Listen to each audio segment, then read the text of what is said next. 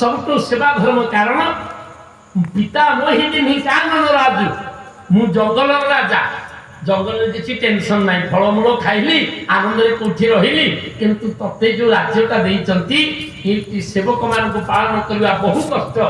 सेवा पालन सेवा करने सबुठ कष्ट आजिकल जहाँ पचर आज्ञा आपंकर सेवा करने को जी सेवा सेवाटा खाली ना होती ना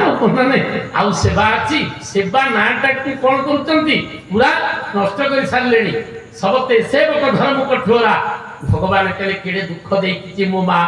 कईकई माँ केड़े दुख देती भरत को केड़े बड़ राज्य पालन कर दायित्व दौरान शास्त्र भगवान कहीदे कहले भरत मु तुमको आशीर्वाद कर दौची ना कौन शिर भर जाऊं उचित